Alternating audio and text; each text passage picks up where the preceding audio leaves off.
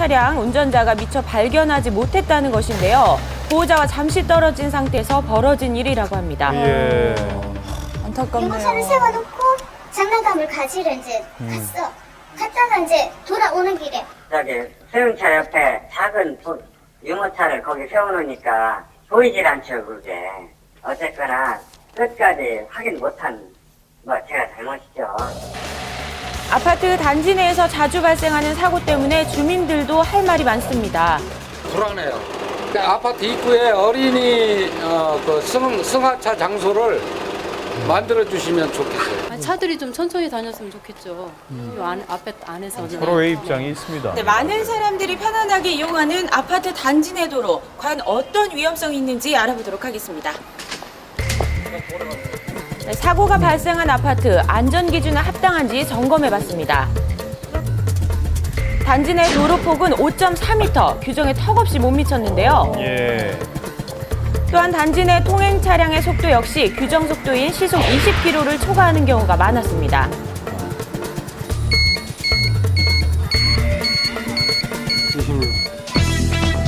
네, 시속 40km로만 주행해도 사고 발생 시 사망에 이를 수 있기 때문에 시속 20km를 넘지 말아야 하는 것인데요. 예. 꼭 지켜야겠네요. 이 광각거를 설치하도록 되어 있습니다. 이러한 위험성 때문에 아파트 단지 내 도로에 대한 규정도 크게 강화되었습니다. 아파트 단지 내 도로에 대한 기준이 대폭 강화됐습니다. 그래서 기존 아파트도 이 점검을 통해서 그 기준에 부합할 수 있도록 적극적인 개선이 필요할 것 같습니다. 올 12월부터 강화된 규정이 시행될 예정인데요. 법 개정뿐만 아니라 시행에서도 철저한 관리가 필요해 보입니다. 음료수 캔이나 일부 플라스틱에서 검출되는 물질인 비스페놀 A가 인체에 유해하다는 주장이 이어지고 있습니다. 내 아이가 다른 아이에 비해 학습 능력이 떨어지고 우울해한다면 이것을 의심해봐야 할 것 같습니다. 우리가 쉽게 접할 수 있는 통조림과 플라스틱 용기 일부에서 검출되는 환경 호르몬 비스페놀 A. 이 물질은 플라스틱 제품 제조와 캔 내부 코팅 재료 등으로 사용되고 있는데요. 뇌 기능에도 악영향을 준다는 연구 결과가 나왔습니다.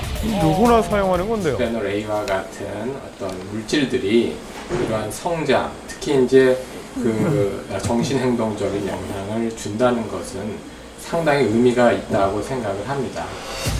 서울대병원이 초등학생을 대상으로 한 검사 결과 비스페놀 A가 많이 검출된 아이일수록 우울지수와 사회성 문제지수가 크게 증가했습니다. 그렇다면 비스페놀 A는 우리 주위에 얼마나 노출이 돼 있을까요? 예. 갓 돌을 넘긴 아이를 키우고 있는 주부 안현미 씨. 집 안은 과연 아이에게 안전한지 전문가와 함께 점검해 보기로 했습니다. 예, 한번 볼까요? 일반적인 가정의 모습인데요. 네, 이 중에서 이게 전부 다 위험하다는 거예요? 이런 것도 플라스틱인데 이런 재질은 이제 폴리카보네이트라고 비스페놀 A가 검출될 수 있는 재질입니다. 자, 뿐만 아니라 스티커, 플라스틱 부채에서도 검출이 될 수 있고요. 예. 자, 자세히 알아보기 위해 주방까지 확인해 봤는데요. 이곳에서도 비스페놀 A가 검출되는 제품들이 쏟아져 나왔습니다. 냉장고 안에 캔이라는 게 대부분이네요. 물이 닿으면은 음식물이 들어가면 당연히 녹이 슬죠. 이 녹을 방지하기 위해서 안에 라이닝 코팅을 합니다. 이 코팅에서 바로 비스페놀 A가 쓰인다고 이렇게 밝혀져 있습니다. 아이들의 분유통에서도 또 영수증에서도 그렇죠. 검출이 될 수 있는데요. 영수증까지요? 자, 이처럼 폴리카보네이트, 즉 PC라고 적힌 플라스틱 용기는 피하는 것이 좋습니다. 외국의 경우 비스페놀 A를 독성 물질로 규정해서 규제를 점점 강화하고 있지만 우리나라에서는 관련 규정이 아직 미비한 실정. 현 시점에서 소비자들이 예방할 수 있는 방법은 전자레인지 사용 시 유리컵을 사용하고요. 예. PP라고 적힌 용기를 선택하는 것이 좋겠습니다.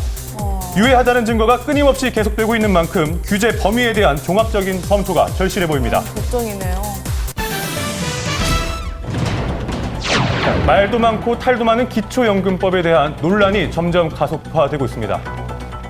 모든 분들께 다 드리지 못하고 수정할 수밖에 없는 상황이 되어서 저도 참 안타깝고 죄송스러운 마음입니다. 공약과 크게 달라진 기초연금제도. 소득 하위 70% 노인에게만 차등 지급하도록 그 범위를 축소한 것인데요. 예.